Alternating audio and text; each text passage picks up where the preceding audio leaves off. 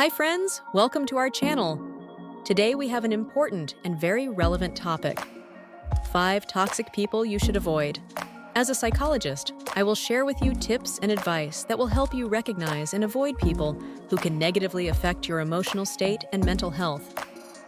Let's get started. By what signs can you recognize toxic people and how to protect yourself from their influence? If you have to be in their company, let's find out. Have you ever met people in whose presence you find it hard to breathe?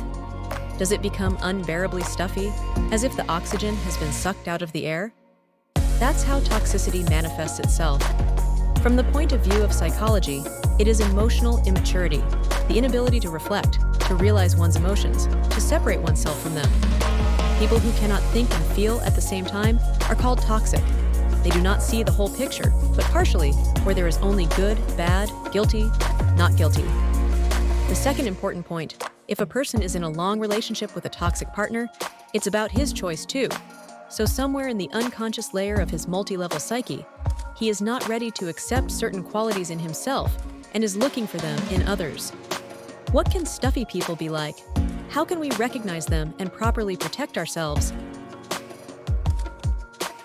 Manipulators skillfully play on your emotions and feelings to achieve their goals. They may use deception, flattery, or even threats to control your behavior. Signs of a manipulator include frequent mood swings, constant guilt, and a feeling that you must please them to avoid conflict. How to avoid? Set clear boundaries and stick to them. Learn to say no without guilt. Trust your gut feelings and don't let yourself be deceived. Victim. This is a person who is often in a bad, depressed mood, chronically sad.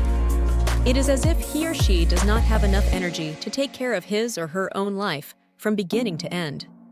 He blames anyone but himself for his failures, and instead of healthy communication, he communicates by passive aggression. The victimized person does not speak up if he or she is not satisfied with something. He or she is not able to say no and delineate boundaries in an ecological way. Instead, he or she keeps silent, sabotages, and evades answers. It is important to victims that others reflect their aggression, which they are unable to express. Therefore, they behave in a way that can make even Mother Teresa mad.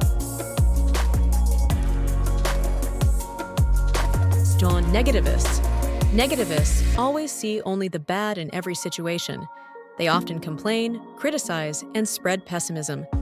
Interacting with these people can make you feel depressed and discouraged. How to avoid? Reduce your time with negative people. Maintain a positive environment that inspires you. Don't get drawn into their negative discussions and try to turn the conversation to more positive topics. Rescuers include people who like to do good. That is, to do good. They provide advice, valuable guidance, and direction, tell you the best way to do things, and are willing to come up with hundreds of solutions to your issues, even when you don't ask them to. And everything would be fine, but the trap is that they see the interlocutor as a victim. It is worth entering into a dense interaction with rescuers over time, and you will begin to lose strength, the ability to solve problems independently, and the desire to take responsibility. Another variant of the outcome of such communication is the need to constantly defend your autonomy, wasting a lot of energy on it. Egocentrics. Egocentrics believe that the whole world revolves around them.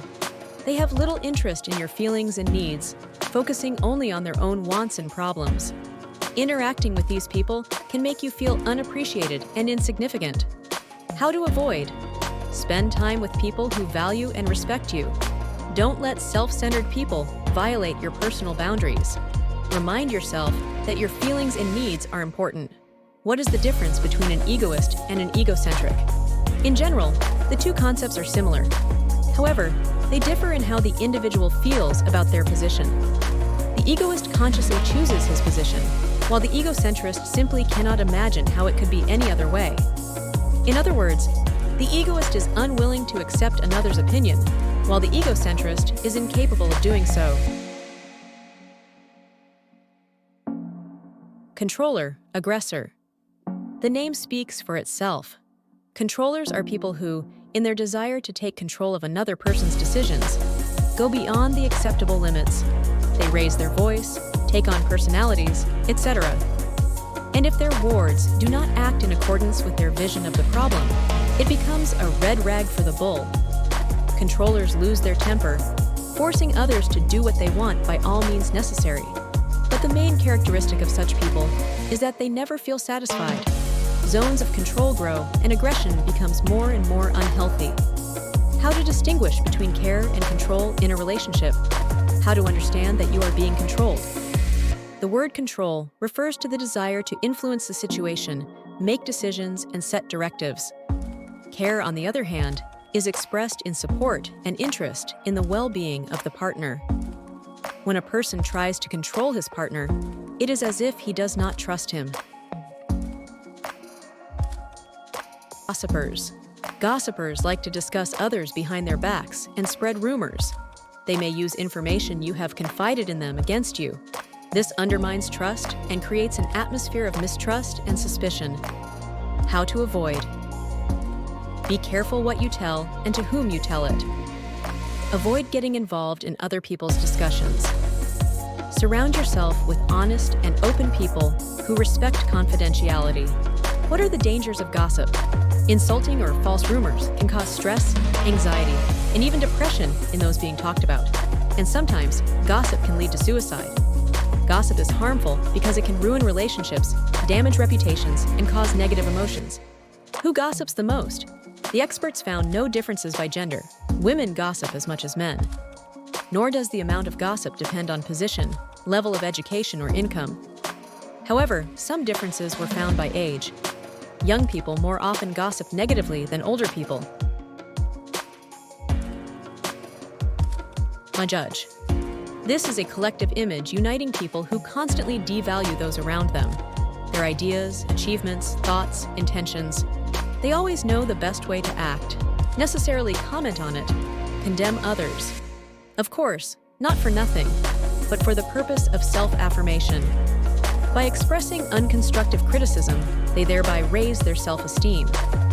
In the depths of their soul is hidden great insecurity, which prevents them from realizing that every person is valuable by the fact of his existence. There are no specific rules for how to live, and no one is immune to mistakes. When communicating with a judge, you need to remember the main thing. If someone has awarded themselves the right to make psychological diagnoses, then everything this person says is 99% about them, not about you. Victims are always in a state of misery and constantly complain about their fate. They tend to blame others for their problems and do not take steps to improve their lives. This can make you feel responsible for their problems and constantly stressed. How to avoid? Maintain a balance between empathy and self-preservation.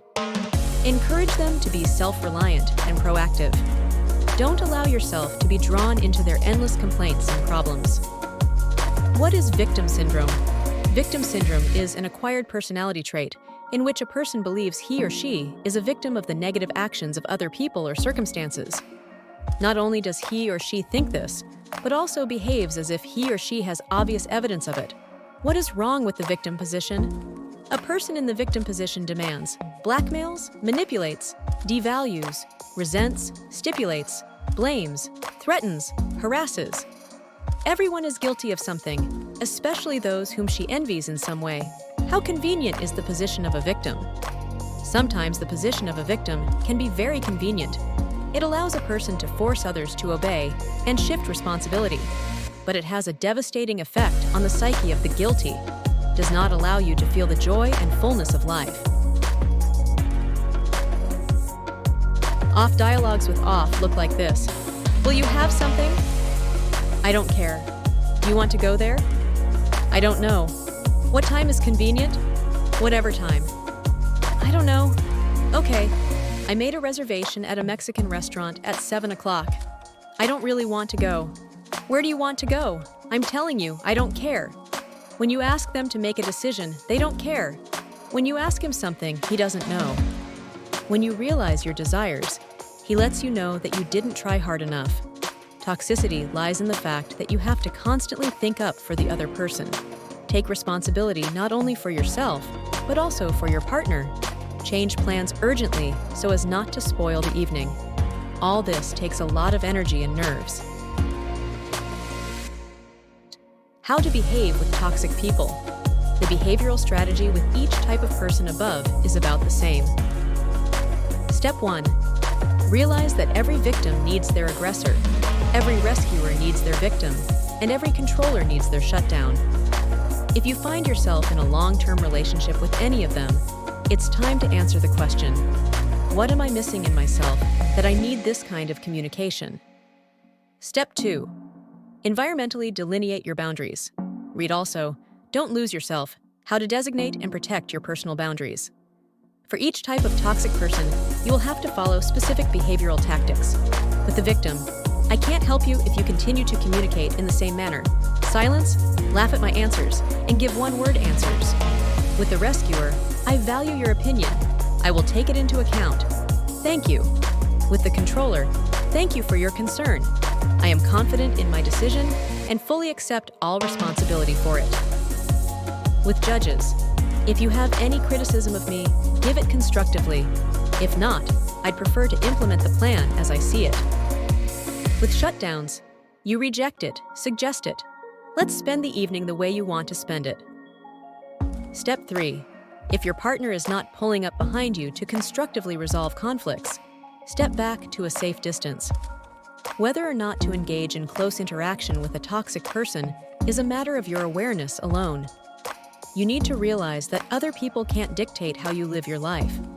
If you are comfortable in the relationship, it is your choice.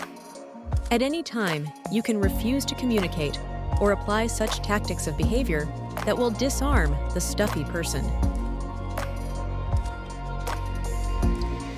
Thank you for joining us today.